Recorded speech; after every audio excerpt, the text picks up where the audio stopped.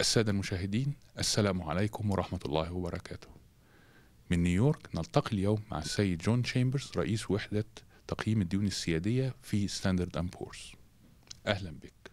Welcome. Thank you very much. في البداية بنرحب بالسيد جون تشامبرز، ولا دعني أسألك ما هي الأسس التي يقوم عليها التقييم الائتماني للدول المختلفة؟ Well, we have published our criteria, and we've published it for the last 20 years. And the analysis falls into 5 broad areas. One are the political settings.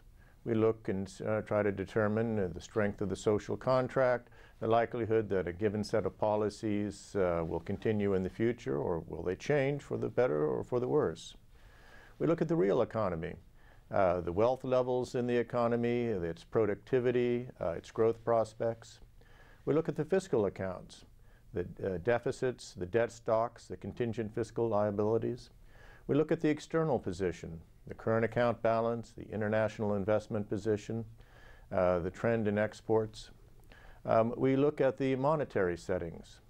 Are inflation expectations well anchored? Is the banking system efficient? Is the capital markets deep? So these 5 areas, political, real economy, fiscal, monetary, external, these are the areas that we examine according to our criteria to determine sovereign ratings. دعني أستطرد هنا قليلا. صرح السيد بارني فرانك عضو الكونغرس ورئيس لجنة الخدمات البنكية والمالية في مجلس النواب أن نفس الشركات التي خفضت التقييم الائتماني للولايات المتحدة الأمريكية هي نفس الشركات التي قيمت الديون التي فيما بعد أدت للأزمة الاقتصادية، الديون العقارية التي أدت للأزمة الاقتصادية. ما هو تعليقك على هذا؟ We reject the comment. Our track record on sovereign ratings is very strong. Standard & Poor's and its predecessor companies have been rating sovereign debt since the 1920s. We publish our default statistics, and you'll see that either on a relative basis or on an absolute basis that the track record is robust. As for the ratings throughout the firm, again, we've been rating structured debt and corporate debt and bank debt for 100 years. If you look at our track record over 100 years, we think that our ratings have helped investors with their investment decisions. It's allowed them to have an independent view of relative credit risk, and we stand by our record. ماذا تتوقعون من تأثير الهوية المالية على التقييم الائتماني للديون السيادية للولايات المتحدة الأمريكية؟ The fiscal cliff, first of all, the metaphor is a bit odd because it's not like a discrete event. It would take place over time. But even if all of the measures that will come into force in January took effect, which would be a large fiscal adjustment on the United States, I don't think that in itself would have an impact. This is not how you want to conduct fiscal policy, mind you. But it would give you a very sharp correction on the fiscal accounts. And you would have to see what kind of multiplier effects that would have on the real economy. Because if all the measures took effect, which is not at all our base case scenario, they would give you about $4 trillion of revenues over 10 years and would pretty much provide you the fiscal consolidation that you needed to put your debt to GDP on a sustainable path, so long as it didn't permanently raise your unemployment rate and didn't permanently damage your economic fabric. If we did go off the fiscal cliff, the economy would likely contract in the first part of 2013, but then over time it would bounce back, and the labor markets would recover as well. ما هي ظروف تخفيض التقييم الائتماني للولايات المتحدة الأمريكية العام الماضي؟ This is the ideal way of making fiscal policy. The first reason is that it's created a great deal of uncertainty, which is already depressing business investment, and I suspect it will depress consumption as well. And then if nothing is done in the coming days, there'll be even higher uncertainties. I think it'll have impacts on the equity markets and other markets. And there'll be high expectations that it'll be reversed in January or early February, in which case you'd have the worst of all possible worlds. You'd have high uncertainty, depressed economic activity, and no revenues to go with it. It's much better to have an agreement between the parties that you would think that could stick, that would have broad backing, and one that would be sufficient over the medium term. In the short term, we don't see a problem, and certainly the markets aren't indicating that there's a problem.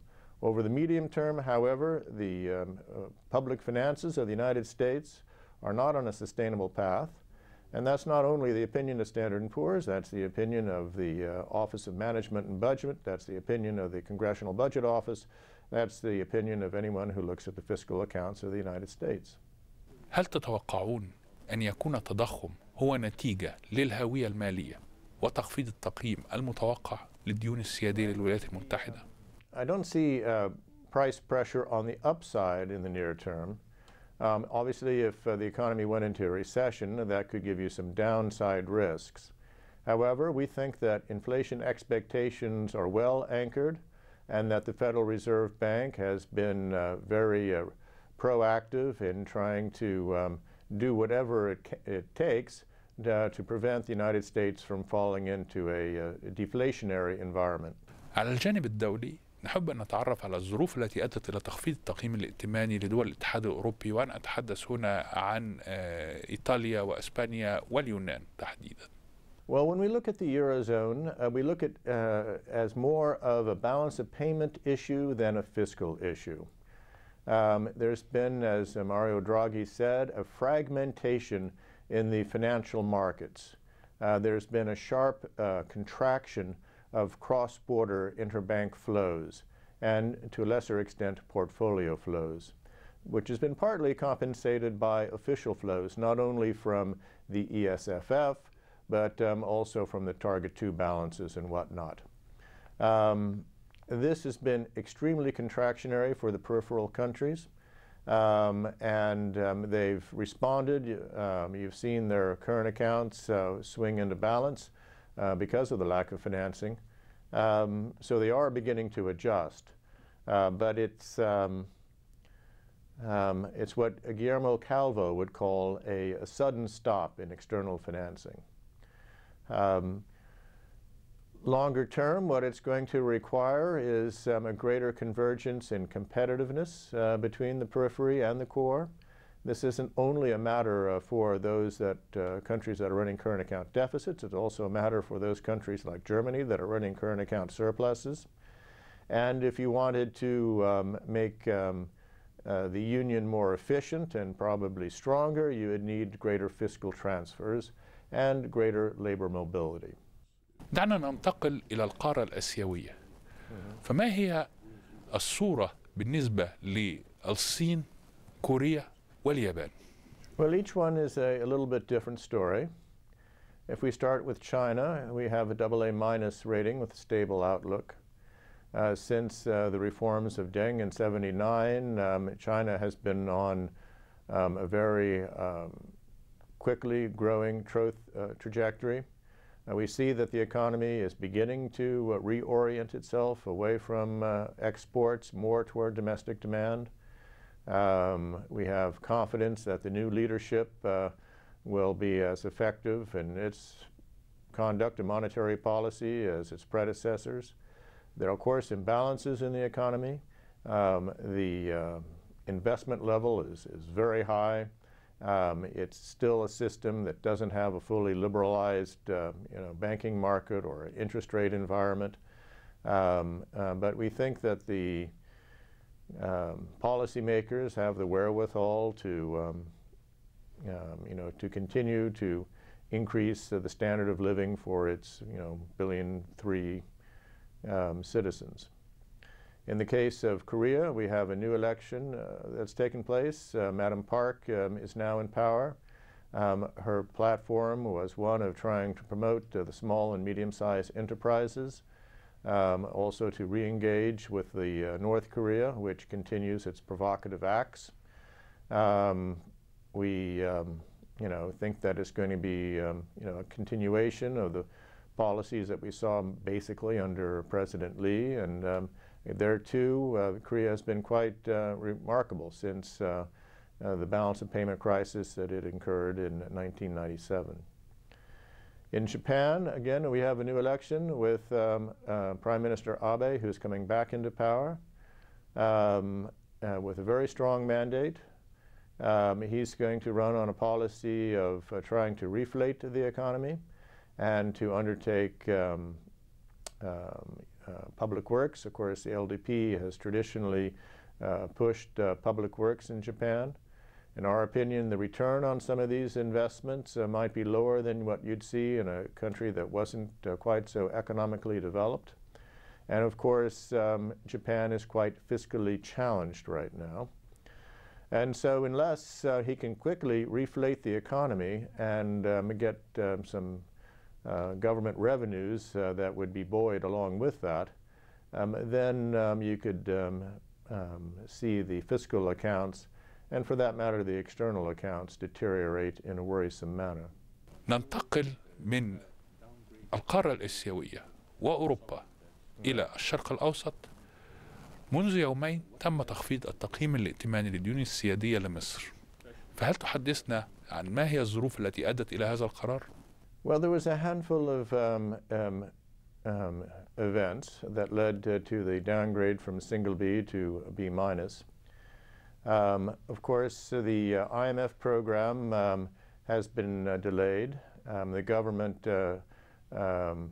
retract some of its commitments to the program. We're expecting the government to come back in line on that, but nonetheless, for the moment, the program discussions are on hold. That's particularly worrisome because there's been a regular outflow on the balance of payments, and the reserves are fallen markedly over the past year.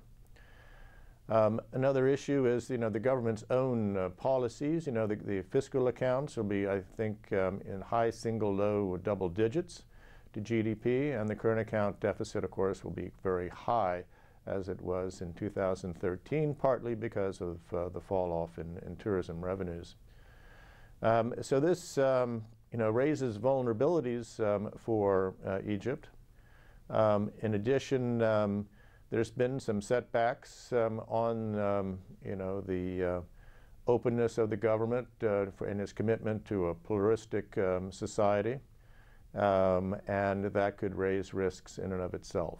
كيف تستطيع مصر والدول النامية أن تحسن من تقييم الائتماني لديونها السيادية في المستقبل؟ Well, in the case of Egypt, of course we don't give policy advice, but I think that if the political conditions began to settle down, if the government strengthened the social contract with all of its citizens, that you'd have a quick rallying around the government.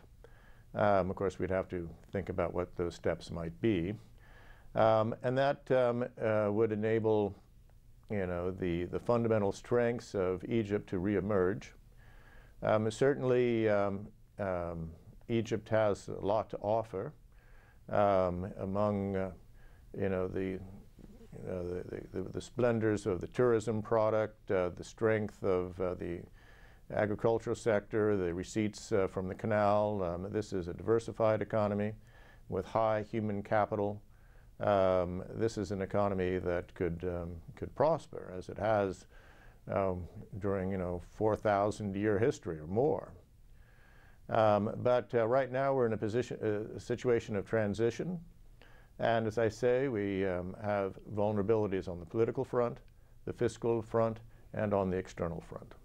ما هي الظروف التقييم الائتماني لهم؟ وأنا أتحدث بالطبع عن المملكة العربية السعودية وجيرانها الخليجيين. Most of them we rate very high in the AA category. So that'd be Saudi Arabia, Kuwait, the Emirates. They, of course, have economies that are highly concentrated on the petroleum sector. This is their natural advantage, and it's quite understandable that that would be the one that they would place their eggs in that basket. There, I think the conduct of policy has been very prudent, and of course, you know, the external position of the Gulf could hardly be stronger. I think the challenges over time, it depends on which country we're talking about, but you know, you have Saudi Arabia. Well, you have a very high youth population. It's going to be important for the government to try to find opportunities for the youth as they come into the labor market, to find jobs, particularly private sector jobs, that would use their skills to the utmost. I think probably that's the biggest challenge for the government. Of course, the good news is the government has plenty of money to try to address these issues, and the government, I think, has made, you know, a lot of steps in vocational training and whatnot to take the bull by the horns. شكرا سيد تشامبرز على هذا اللقاء، ونتمنى أن نلتقي بك في فرصة أخرى للتعرف أكثر على تطورات الموقف. Well, thank you. I hope that was helpful. Thank you. Yeah. السادة المشاهدين، شكرا لكم على متابعتكم لهذا اللقاء مع السيد جون تشامبرز من مقر شركة ستاندرد بور في نيويورك، وإلى اللقاء في حديث آخر.